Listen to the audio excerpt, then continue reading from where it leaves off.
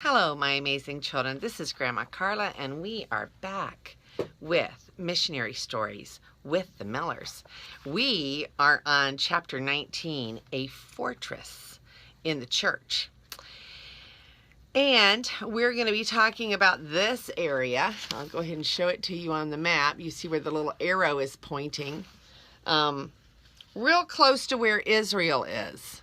Okay, up there. In that area. So that's where we're talking about. "We cannot leave the Bible behind," murmured the deacon to his neighbor.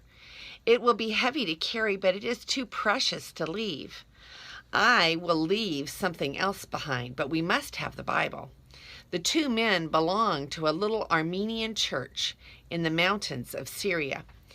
Terrible persecution had come to the Christians in that land as the Turks tried to wipe out all who believed in Jesus. "The Turks are coming this way," a terrified messenger had cried, and now the whole village was getting ready to leave their valley. Men, women, and children, all of the families of the church, must flee over the mountains. The people were poor. Very few owned a donkey to carry their possessions, so they walked, carrying only the most necessary things. Soon a long line of people straggled along the track to the mountain, pulling their children with them. "Hurry, the Turks are coming. The Turks will kill us," they repeated over and over. The church deacon walked with the rest, carrying the treasured Bible. In those days, most Armenian churches had no Bibles of their own at home, so the church Bible was very precious. And this Bible was an extra special one, a big, heavy pulpit Bible, which had been a gift from the missionary, Elias Riggs. As the refugees hurried on, the mountain trail grew steep and rocky. "Daddy, carry me," weary children sobbed. Soon many tired people began leaving their bundles of food and clothing beside the path, for they had no strength left to carry them. The deacon carried the Bible as long as he could, but finally his strength gave out. Tears of weariness rolled down his cheeks as he gently laid the Bible on a rock near the trail.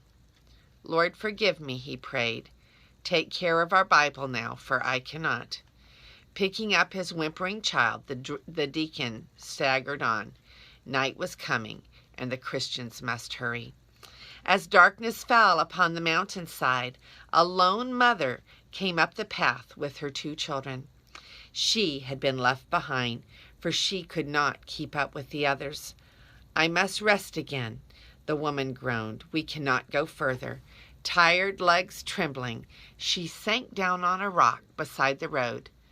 But something was in the way. Feeling about her in the darkness, her hands explored the object's fine leather cover. "This is our church Bible," she gasped in dismay. "Who could have left it here?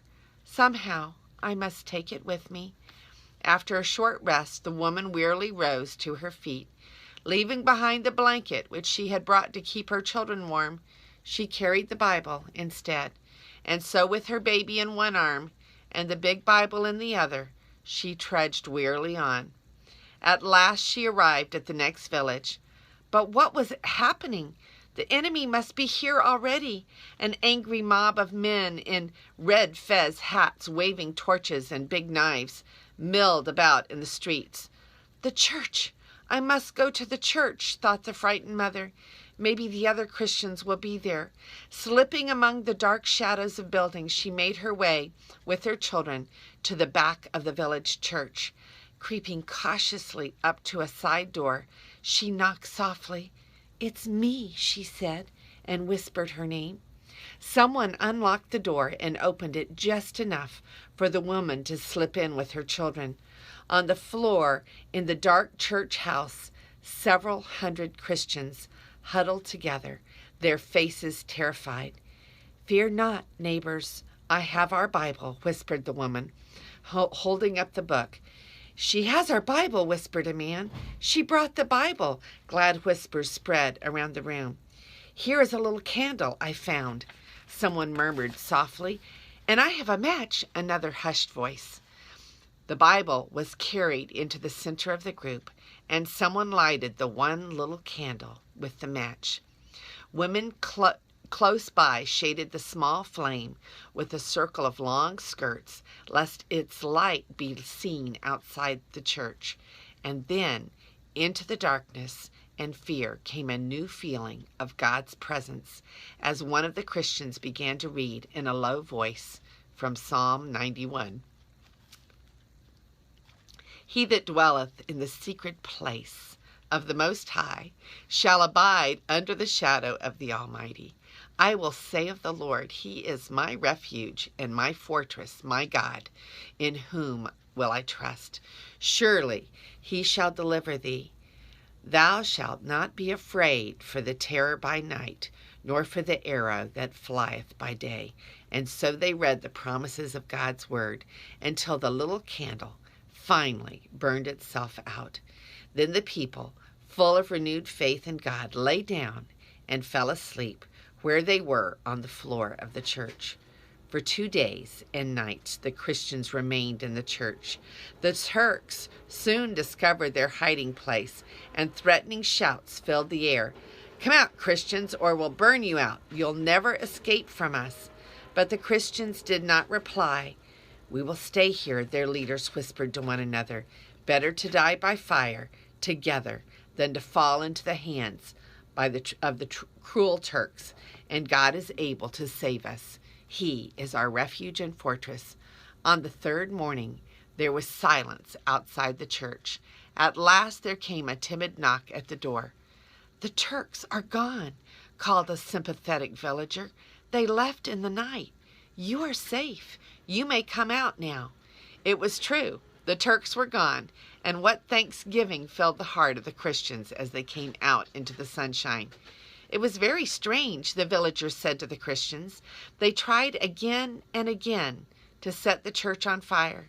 Once they even tried to pour kerosene through a hole in the roof to burn you all out. But their fires would never light, and every effort failed. I cannot understand it." But the Christians understood. God is our refuge and our fortress. They reminded one another happily. He gave His angels charge over us, and we were safe. That one was a tearjerker for me. Okay, so here is a historical note. This miracle happened in 1909 during the massacre of Christians in Armenia by the Turks. Dr. Elias Riggs, the missionary, died 8 years before the story took place. During his 68 years of missionary service, he translated the Bible into the Armenian and Turkish languages. He is said to have had a working knowledge of 21 different languages. So these are true stories that are in here. And this one was in 1909. And it is just really cool to see God's miracles and His protection over His children. And this is Grandma Carla, and I love you.